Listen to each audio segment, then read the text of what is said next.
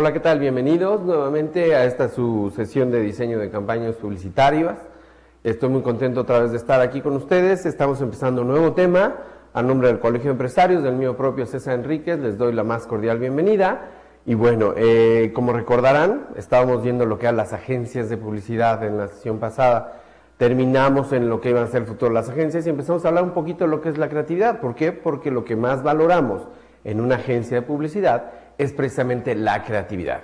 Y vamos a ver de lleno qué es lo que vamos a estar viendo, y vamos a empezar con el temario. El temario que va a incluir, que lo vamos a ver todo en conjunto, no vamos a ir tema por subtema, sino que vamos a verlo todo en conjunto. Vamos a hablar de cómo evolucionan las ideas. No es de que te fumes algo, eso como que es todavía de los 60, de que pues fúmate algo y se te ocurre. No, las ideas tienen que, por ilógico que se oiga, tienen que tener un sistema estructurado, tienen que ver una manera en cómo salir, y vamos a ver incluso una fórmula de cómo se nos pueden ocurrir las ideas, pero hay que ser muy estrictos en la manera de hacer creatividad.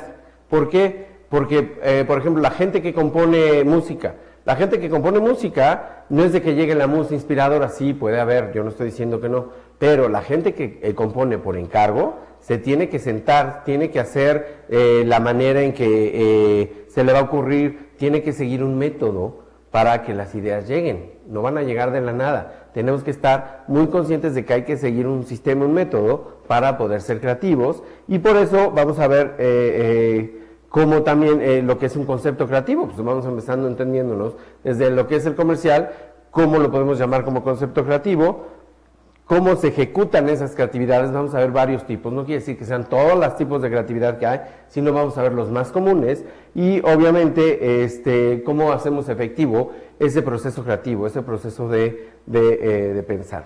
El chiste es que los objetivos que perseguimos es que al concluir ustedes van a entender la creatividad y los conceptos asociados a ella. Van a entender la creatividad ya como una función más, así como administración, contabilidad, finanzas. La creatividad es una función más, y vamos a entender todos los elementos asociados a ella. Aunque se oiga algo muy etéreo, lo podemos aterrizar fácilmente lo que es la creatividad. Y el objetivo específico de esta primera sesión es que vamos a analizar todo lo que es la creatividad, todo lo que vamos a estar viendo en sus temas y qué es lo que lo origina. De hecho, voy a empezar hablando de que es un don y un reto del ser humano. La creatividad es un don, todas las tenemos. Es como si dijeran que yo no soy inteligente. No, pues el hecho de que hables ya te da inteligencia. El hecho de que tú digas yo no soy creativo, te estás quitando inteligencia, te estás menospreciando, porque todos somos creativos en mayor o menor grado, igual que todos somos inteligentes en mayor o menor grado. Por eso hay hasta test para medir la inteligencia. Estás en el promedio, superior o inferior. Pero de que somos inteligentes, hasta los que salen de inteligencia inferior, somos inteligentes. Entonces la creatividad es igual. La creatividad, sí, todos la tenemos, nos gusta o no. Y lo peor que pueden hacer es empezar a decir, es que yo no soy creativo porque soy ingeniero. O los contadores, es que yo como soy contador tengo que ser muy cuadrado, y hasta se les conoce a los contadores muy cuadrados. Bueno, entonces el punto no es de que si eres o no eres, es que todos somos en mayor o menor grado, pero todos tenemos cierta creatividad. El hecho de que tú cambies de camino, de ir de un lugar a otro, ya es ser creativo, pero a veces no lo consideramos como tal porque creemos que fue una idea nueva. Pero tener ideas, eso es ser creativo. Incluso para nuestro trabajo, hacer cualquier idea, son creativos. Y sí, es un don, todos lo tenemos, como el don de la inteligencia, el don del habla, todos lo tenemos. Pero el reto es saberla utilizar y saberla aplicar cuando lo necesitamos. De hecho, voy a empezar hablando por qué creemos que no somos creativos. En un posgrado que tomé en la Texas A&M de creatividad, precisamente, la primera clase era precisamente ponerse a gritar. Muchos como que dijeron esto es una locura y se salieron, como que no les gustó el tema, pero empezaba rara, como que te decían, a ver, grita.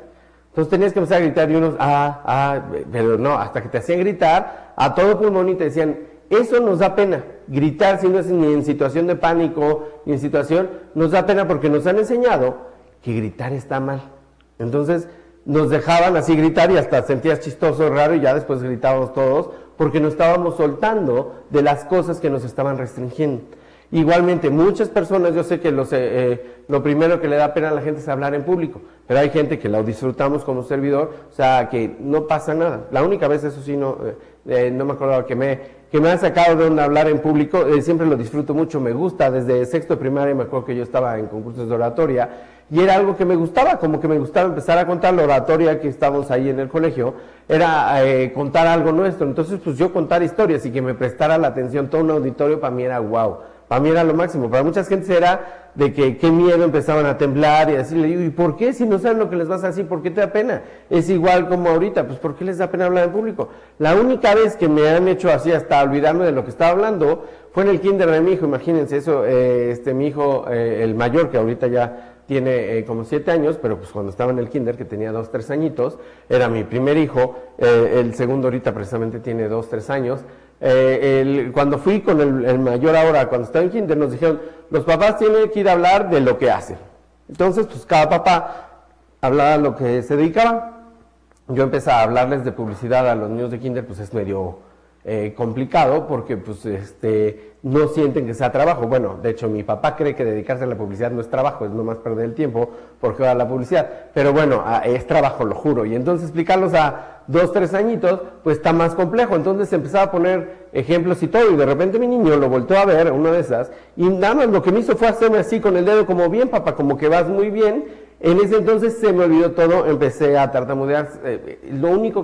La única persona que ha hecho que se me olvide hablar en público fue mi hijo, como que me sacó todo de balance, y hasta se me cerró la garganta. ¿Por qué no? Se me entró la emoción de que me dijera que estaba muy bien el niño hablando. Entonces, eso de hablar en público, pues a algunas personas se les da, a otras no, pero es parte de ser creativo, es parte de empezar a hablar. Incluso lo vemos en noticiarios. Hay bueno, no voy a decir nombres ni canales, pero hay un canal exclusivo de noticias que tiene una conductora que, bueno, se ve que está leyendo el teleprompter y que trata de inventar, y esa es más la creatividad, y trata de adivinar lo que va a seguir. La típica que se equivoca con, dijo la secretaria de no sé quién. ¿Cómo va a estar hablando de secretaria? Es la Secretaría de Marina, no la secretaria de Marina.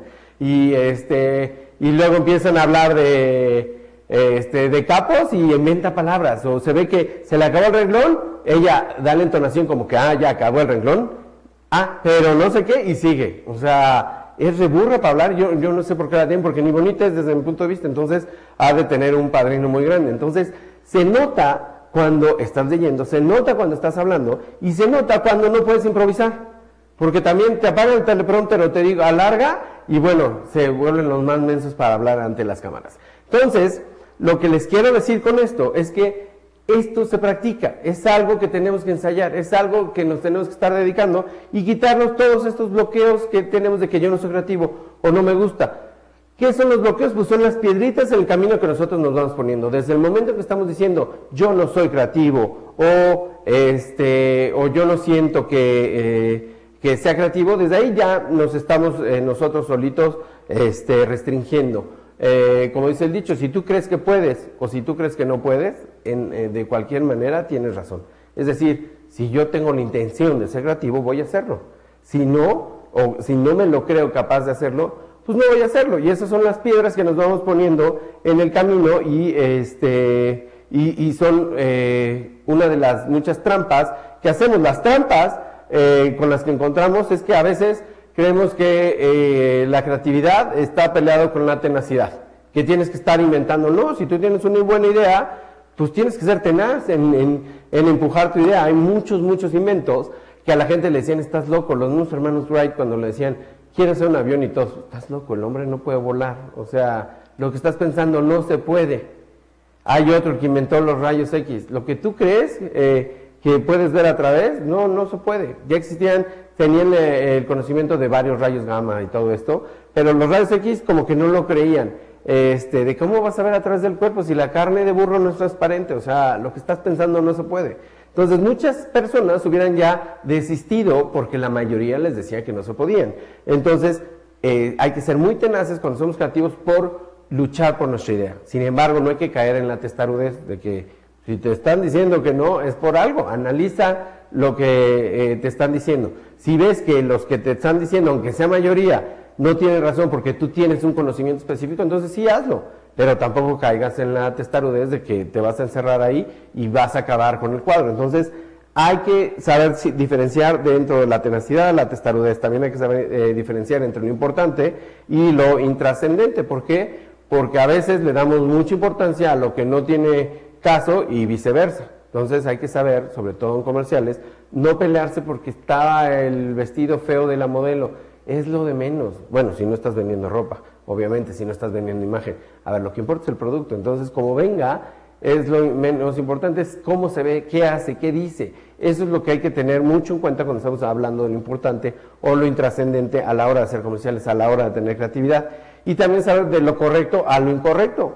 Aunque ustedes no lo crean, hay mucha gente que no lo sabe diferenciar. Y no nada más me refiero a la gente que ha sido educada o a los narcotraficantes o a los que roban, que creen que están haciendo lo correcto porque es su manera de vivir. Hasta cuando los entrevistan, luego, ¿por qué usted hace eso? Pues es mi chamba, a eso me dedico. O sea, ya tienen todo mezclado de lo correcto y lo incorrecto, y no por ponerse en un tema moral, sino que simplemente hay cosas de que se deben de hacer y otras no. Por ejemplo, en un comercial pues no puedes mostrar lo que es un competidor directamente, aunque hay gente que lo hace, pero bueno, estás infringiendo leyes, no es que tú quieras o no. La ley en México es muy diferente a otros países, entonces primero chécala para tu producto a ver si puedes o no puedes hacerlo, porque te pueden demandar. Entonces, también hay que cuidar mucho las palabras, o estamos diciendo simplemente cristales, es decir, que se rompen, que básicamente nos pueden detectar si estamos diciendo una falacia o no, o que si nuestras palabras están dando contenido, están dando relevancia, están enfocadas en el punto de lo que queremos vender. Entonces, muy importante que antes de que empecemos a hablar de creatividad, nos quitemos todas las piedras, todos los obstáculos, ¿por qué nos falta creatividad? Porque nosotros solitos nos detenemos. Igual que en la vida, si puedes o no puedes, tú solito lo decides. Igual, si quieres hacer algo o no, tú solito determinas hasta dónde llegas. No debe haber límites, pero nosotros solitos nos ponemos porque nos han educado. Alguien que lo ha estudiado muchísimo es Sir Ken Robinson, es un lord inglés, obviamente, que es psicólogo, que se dedica a esto de la educación, y traigo un video de él muy bueno, de TED. Yo no sé si ustedes conozcan TED, que es una serie de videos de muchos temas, que es ellos sostienen que el conocimiento se debe de compartir para que sirva de algo. Conocimiento que no se comparte no sirve de nada. Entonces ellos invitan a muchísimos ponentes para hablar de distintos temas. Y Sir Ken Robinson nos va a hablar precisamente de por qué las escuelas nos están afectando a nuestra creatividad. ¿Por qué las escuelas matan la creatividad? ¿Por qué nos ponen restricciones y nos van haciendo creer que es lo normal? Perdónme.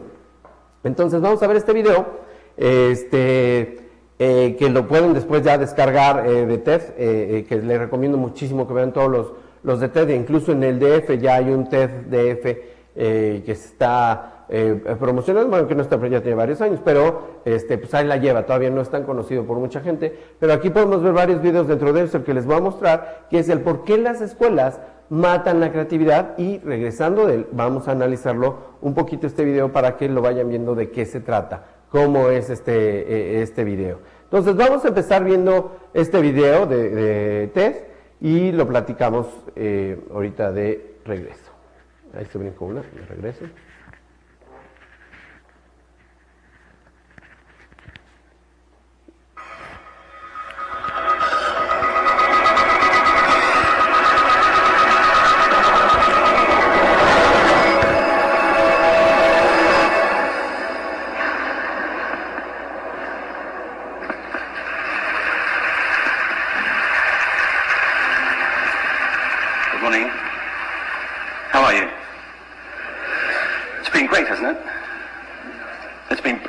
Blown away by the whole thing. In fact, I'm leaving.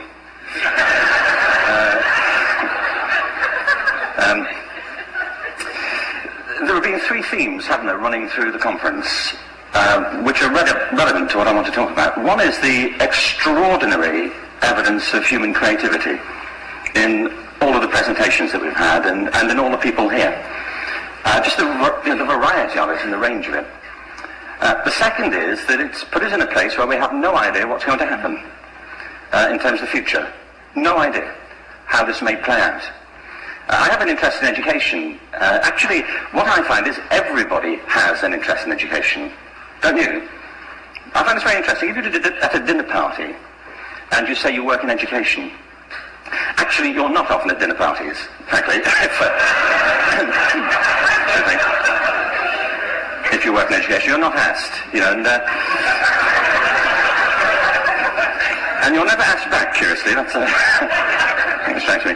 But if you are, and you say to somebody, they say, what do you do? And you say, you work in education, you can see the blood run from their face. They think, oh my God, why me? My one night out all week. But if you ask people about their education, they pin you to the wall. Because it's one of those things that goes deep with people. Am I right? Like religion and money and other things. So I have a big interest in education, and I think we all do. We have a huge vested interest in it, partly because it's education that's meant to take us into this future that we can't grasp. If you think of it, children starting school this year will be retiring in 2065. Nobody has a clue, despite all the expertise that's been on parade for the past 4 days, what the world will look like in 5 years' time. And yet we're meant to be educating them for it. So the unpredictability, I think, is extraordinary. And the third part of this is that we've all agreed, nonetheless, on the really extraordinary capacities that children have, their capacities for innovation. I mean, Serena last night was a marvel, wasn't she? Just seeing what she could do. And she's exceptional, but I think she's not, so to speak, exceptional in the whole of childhood. What you have there is a person of extraordinary dedication who found a talent. And my contention is all kids have tremendous talents, and we squander them pretty ruthlessly. So I want to talk about education, and I want to talk about creativity. My contention is that creativity now is as important in education as literacy, and we should treat it with the same status. Thank you.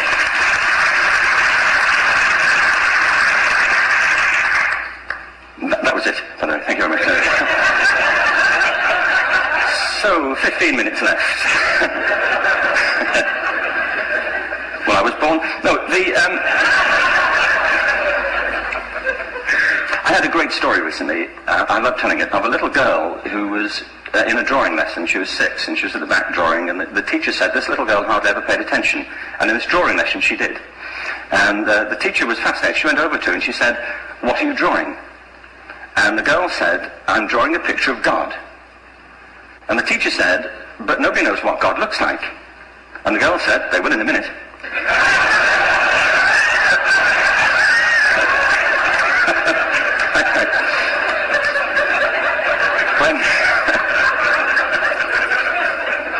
When my son was 4 in England, actually he was 4 everywhere, to be honest. I mean,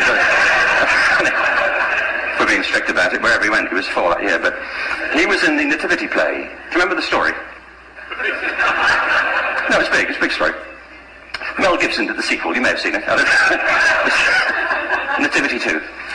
But James got the part of Joseph, which we were thrilled about. We consider this to be one of the lead parts. We had the place crammed full of agents and T-shirts, James Robinson is Joseph. He didn't have to speak, but the other bit where the 3 kings come in, they come in bearing gifts, and they bring gold, frankincense, and myrrh. This really happened. We were sitting there, and they, I think, just went out of sequence. Because we talked to the little boy afterwards and said, are you okay with that? And they said, yeah, why was that wrong? They just switched, I think that was it. Anyway, the 3 boys came in, little 4-year-olds with tea towels on their heads, and they put these boxes down. The first boy said, I bring you gold. And the second boy said, I bring you myrrh. And the third boy said, Frank sent this.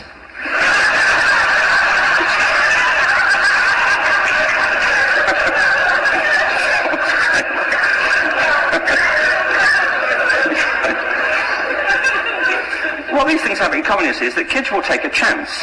If they don't know, they'll have a go. Am I right? They're not frightened of being wrong. Now, I don't mean to say that being wrong is the same thing as being creative. What we do know is, if you're not prepared to be wrong, you will never come up with anything original. If you're not prepared to be wrong. And by the time they get to be adults, most kids have lost that capacity.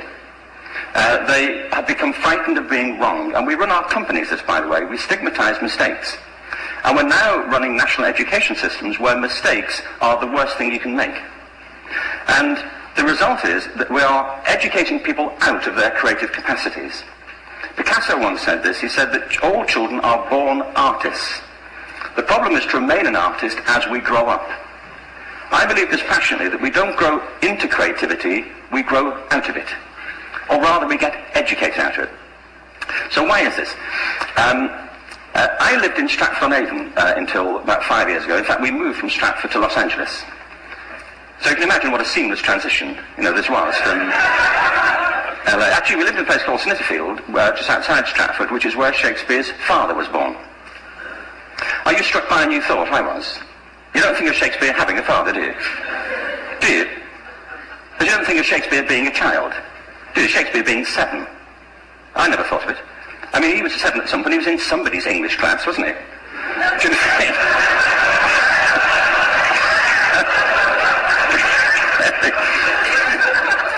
How annoying would that be?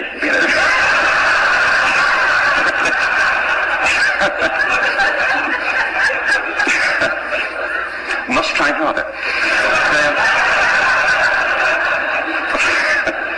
Being sent to bed by his dad to Shakespeare. Go to bed now, to William Shakespeare, and put the pencil down, and stop speaking like that.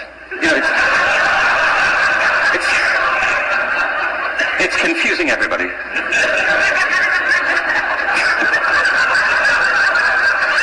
Anyway, we moved from Stratford to Los Angeles, and I just want to say a word about the transition. Actually, my son didn't want to come. I've got 2 kids. He's 21 now, and my daughter's 16. He didn't want to come to Los Angeles. He loved it, but he had a girlfriend in England. This was the love of his life. Sarah. He'd known her for a month. Mind you, they'd had their 4th anniversary. Because it's a long time when you're 16. Anyway, he was really upset on the plane. He said, "I'll never find another girl like Sarah." And we were rather pleased about that, frankly. Because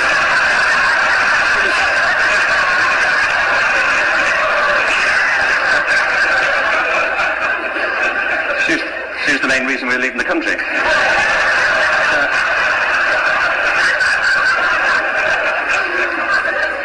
But something strikes you when you move to America and when you travel around the world. Every education system on earth has the same hierarchy of subjects. Everyone, doesn't matter where you go. You think it would be otherwise, but it isn't. At the top are mathematics and languages, then the humanities, and the bottom are the arts, everywhere on earth. And in pretty much every system too, there's a hierarchy within the arts. Art and music are normally given a higher status in schools than drama and dance. There isn't an education system on the planet that teaches dance every day to children the way we teach them mathematics. Why? Why not? I think this is rather important. I think maths is very important, but so is dance. Children dance all the time if they're allowed to. We all do. We all have bodies, don't we? Did I miss a meeting? I think... Truthfully, what happens is, as children grow up, we start to educate them progressively from the waist up. And then we focus on their heads, and slightly to one side. If you were to visit education as an alien and say, what's it for, public education, I think you'd have to conclude, if you look at the output, who really succeeds by this, who does everything they should, who gets all the brownie points, who are the winners, I think you'd have to conclude the whole purpose of public education throughout the world is to produce university professors. Isn't it? They're the people who come out the top, and I used to be one. So there. But, and I like university professors, but we shouldn't hold them up as the high watermark of all human achievement. They're just a form of life. Another form of life. But they're rather curious, and I say this out of affection for them. There's something curious about professors. In my experience, not all of them, but typically, they live in their heads. They live up there, and slightly to one side. They're disembodied, in a kind of literal way. They look upon their body as a form of transport for their heads.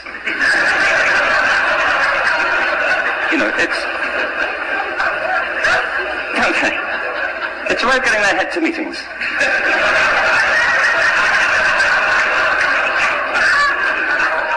If you want real evidence of out-of-body experiences, by the way, get yourself along to a residential conference for senior academics and pop into the discotheque on the final night. And there you will see it. Grown men and women riding uncontrollably off the beat. Waiting till it ends so they can go home and write a paper about it. Now, Our education system is predicated on the idea of academic ability. And there's a reason. The whole system was invented around the world. There were no public systems of education really before the 19th century. They all came into being to meet the needs of industrialism.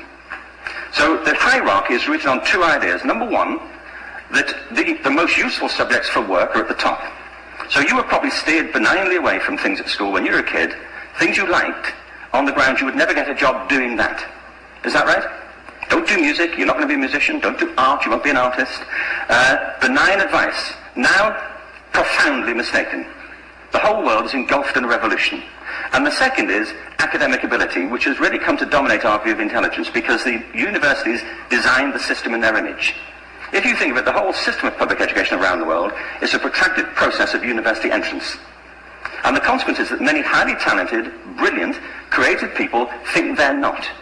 Because the thing they were good at school wasn't valued or was actually stigmatized. And I think we can't afford to go on that way. In the next 30 years, according to UNESCO, more people worldwide will be graduating through education than since the beginning of history. More people. And it's the combination of all the things we've talked about, technology and its transformation effect on work, and demography and the huge explosion in population. Suddenly, degrees aren't worth anything. Isn't that true? When I was a student, if you had a degree, you had a job. If you didn't have a job, it's because you didn't want one. And I didn't want one, frankly. So, but now, kids with degrees are often heading home to carry on playing video games. Because you need an MA, where the previous job required a BA, and now you need a PhD for the other. It's a process of academic inflation, and it indicates the whole structure of education is shifting beneath our feet.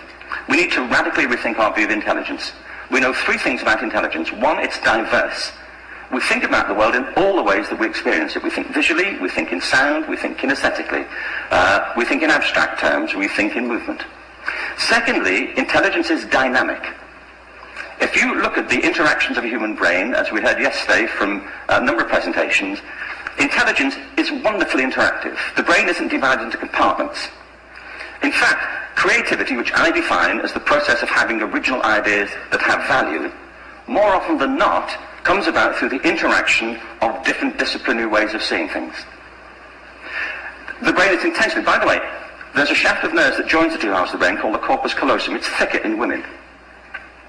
Following on from Helen yesterday, I think this is probably why women are better at multitasking.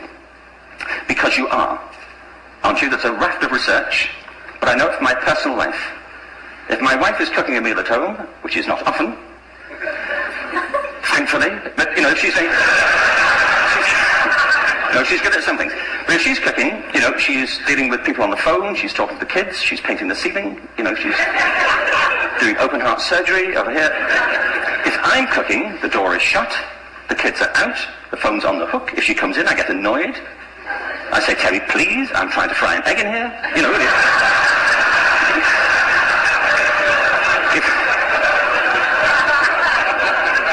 Give me a break. Actually, there was do that old philosophical thing. If a tree falls in a forest and nobody hears it, did it happen? Remember that old chestnut? I saw a great T-shirt really recently which said, if a man speaks his mind in a forest and no woman hears him, is he still wrong?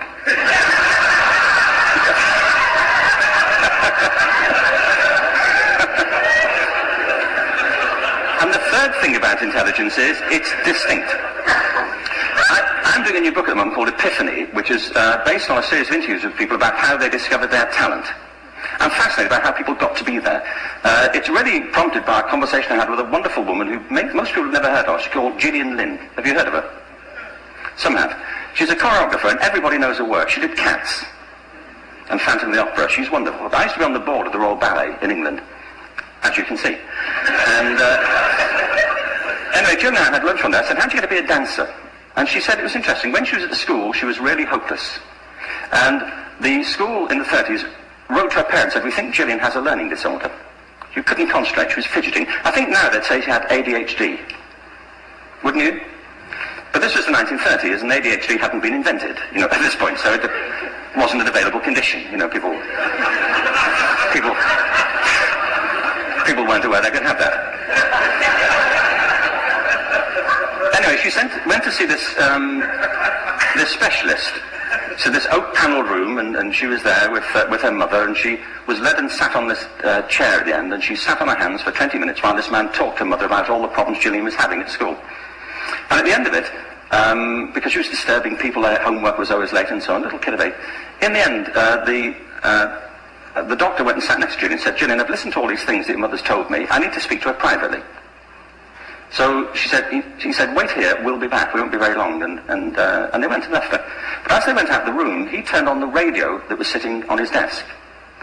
And when they got out of the room, he said to her mother, just stand and watch her. And the minute they left the room, she said she was on her feet, moving to the music. And they watched for a few minutes, and he turned to her mother, and he said, you know, Mrs. Lynn, Gillian isn't sick, she's a dancer.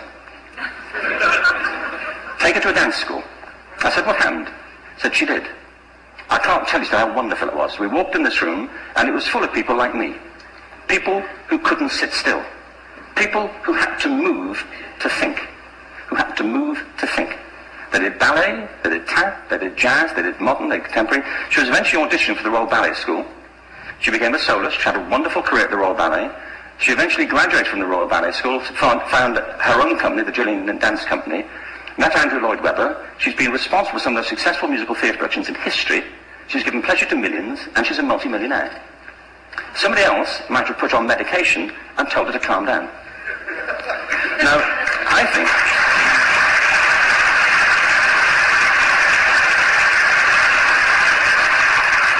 What I think it comes to is this. Al Gore spoke the other night about ecology and the revolution that was triggered by Rachel Carson.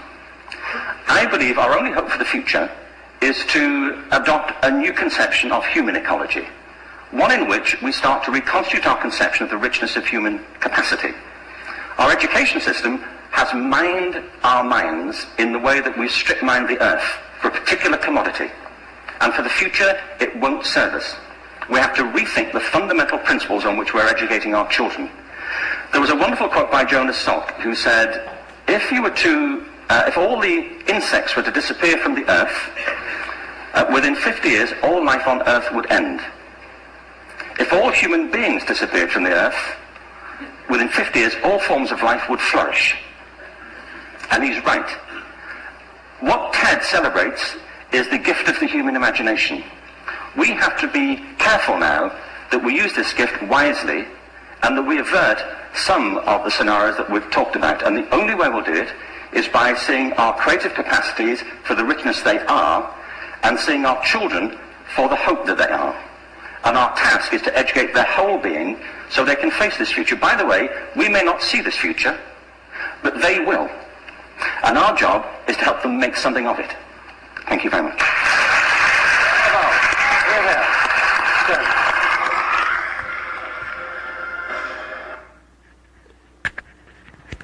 Bueno, ¿qué les pareció?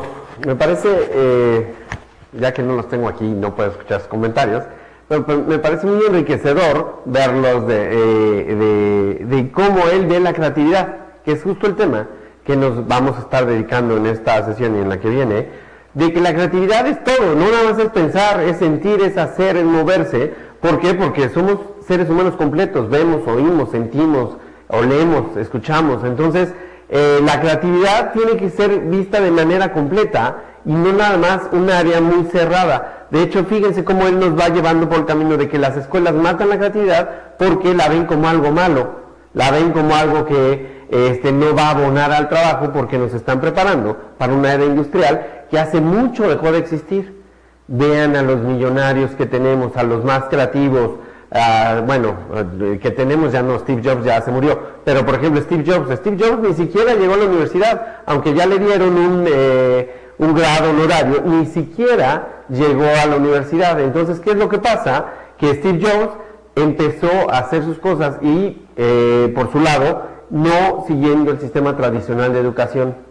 Y lo mismo muchísimos empresarios, les pongo nada más como ejemplo Steve Jobs, para que vean cómo él empezó a ver el tipo de letra. Él le encantaba el diseño de letra, pero eso no estaba en ninguna materia. Él le encantaba todo lo que era lo creativo, y ahí me puedo ir con varios, todo lo que era el premio Nobel de física que descubrió Einstein, que descubrió la relatividad en la escuela, eran malísimos, pero eran malísimos porque no iban con los estándares de la escuela. No tenemos escuelas que nos enseñen a ser creativos, por eso, como les comentaba, en la Texas A&M, cuando hay una materia de creatividad y nos empiezan a hacer a todos gritar, pues hay gente que se salen como que dicen, esto no es escuela. En su mente cuadrada, la escuela no enseña eso. Entonces, cuando alguien empieza a hablar de eso, me salgo porque no es parte de la creatividad. Entonces, vean lo importante que significa este video y el aporte que nos está haciendo para que veamos todo de manera holística, que no es la única manera en cómo nos tienen que educar, y es lo que vamos a tratar de hacer ahora, que empiecen a pensar fuera del cuadrado, que traten de hacer las cosas como normalmente no se hacen para lograr tener una creatividad mayor y tener mucho más impacto, y es parte de lo que estamos viendo en esta materia. Entonces, yo no sé si recuerden este ejercicio de 9 puntos normalmente. Si yo fuera ustedes, en este momento le pondría como que pausa a mi computadora para tratar de unir con 4 líneas estos 9 puntos. Algunos ya se lo saben, otros no. Entonces yo le pondría pausa e imaginariamente o en una hojita aparte pongo 9 puntitos y tengo que unir los 4 puntos sin levantar el lápiz con todas las líneas que tenemos ahí. Les doy 2 segundos para que le pongan pausa y ahorita continuamos. Bueno, espero que le hayan puesto pausa realmente y que hayan hecho este ejercicio en lo que están haciendo. El resultado es este. Yo sé que si hay alguno que siempre hay que dijo no, que flojera, a ver que siga hablando y ve el resultado. El resultado es este. Lo que tuvieron que haberse hecho para poder lograr esta unión con 4 líneas era salirse del cuadrado. En ningún momento yo dije que tenían que respetar las esquinas. En ningún momento dije que tenían que solo tocar las esquinas. Pero como nos enseñan a estar siempre dentro de los límites, pues nos están matando la creatividad, como lo veíamos en el video. Entonces, no en ningún momento se restrinjan por lo que hay, porque si no, no van a agregar nuevo conocimiento. Si siguen haciendo las cosas como normalmente se hacen, pues van a obtener los mismitos resultados. Y por eso durante años decíamos que la Tierra era plana, y durante años decíamos que el tiempo era exacto. Cuando viene y nos dice que es relativo, bueno, pues hay muchos cambios. Entonces, traten siempre de pensar, para poder ser creativos, fuera de esta caja. Traten siempre de estar viendo las cosas por fuera de. Entonces, ¿qué es lo que va a pasar? Que vamos a entender un poquito más de la creatividad. Y la creatividad no significa innovar, siempre hacer cosas nuevas, sino es la creación de lo nuevo y reinventar lo viejo. Cuando salió la radio, le decían el telégrafo sin cables. Cuando salió la televisión, la radio con imágenes. Cada una iban teniendo. Cuando salieron las computadoras decían, bueno, pues es como una calculadora con teclado. O sea, mis papás ni siquiera entendían para qué necesitaba yo una computadora, porque a mí me tocó justo esa transición de que no había computadoras en las escuelas. A mí me tocó por ahí de prepa que empezaron a meter la primera computadora y eran como 5 alumnos en una sola computadora y nos enseñan a programar en BASIC, en COBOL, en muchísimas cosas que ahora ya ni funcionan. Pero nos dieron mucha idea de cómo se construía en la computadora, cómo podías empezar a programar, y mis papás veían eso como pérdida de tiempo, como que decían, ¿y para qué quieren una computadora? Bueno, ahora, apenas hace 10 años, mis papás, fue que les tuve que decir que son unos, ¿cómo se dice? Que son unos ignorantes, porque no sabían computadora, no sabían mail, no sabían esto. Entonces, se tienen que meter y son cosas que hay que tener innovando. Entonces, eso es ser creativo, estar siempre abierto a las nuevas cosas, y no podemos decir, ¿para qué si nunca lo utilicé no la necesito? No, la creatividad es que lo viejo lo volvemos a reinventar, y siempre proyectando fuera de la caja, fuera de los límites de lo que estamos hablando. Entonces, eso es lo que va a ser la creatividad, cómo lo estamos definiendo. ¿Y cómo podemos ser creativos? Pues usando herramientas que no todo el mundo usa. Otra vez, si vas a hacer lo mismo que todos, pues tu creatividad se va a morir. Y les vuelvo a repetir, todos somos creativos, créanselo.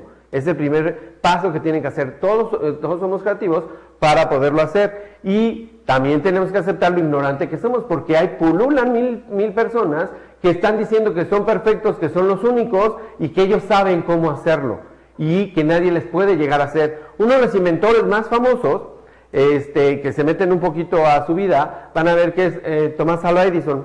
Sin embargo, Tomás Alva Edison, y lo vamos a ver ahorita que me acuerdo, lo vamos a ver cuando hablemos de medios, no a Tomás Alva Edison, sino a su enemigo que era Tesla. Tesla empezó trabajando con Edison y Tesla le decía, oye Tomás, es que podemos hacer mejor estas cosas, podemos hacer, y él decía, no, mis inventos es lo único bueno, es lo que sirve, tú no me estés cambiando las cosas. Entonces, no porque seamos creativos, tenemos que saberlo todo. Y eso es lo que estaba afectando mucho a Edison, de que sí, llegó a ser muy famoso y a Tesla le costó el doble de trabajo, pero finalmente se le ha reconocido. Hasta 1940, y es lo que vamos a ver, a Tesla se le dio por fin la patente del radio, aunque todo el mundo cree que fue Marconi, pero cuando llegamos a medios les platico más ese chisme, pero hay que aceptar lo ignorante que somos, que no porque tengamos una muy buena idea, quiere decir que vamos a seguir teniendo muy buenas ideas. Entonces, si aceptamos lo ignorante que somos, vamos a aprender mucho más. No porque yo esté de este lado del monitor, es que yo sepa más que ustedes. A mí me encanta dar clases porque aprendo muchísimo de todos los que me rodean. Y he cambiado muchas cosas de pensar porque lo estamos haciendo. Entonces, si deseamos mejorar algo, lo primero que tenemos que hacer es nunca criticar. ¿Y cómo matamos la creatividad en los niños?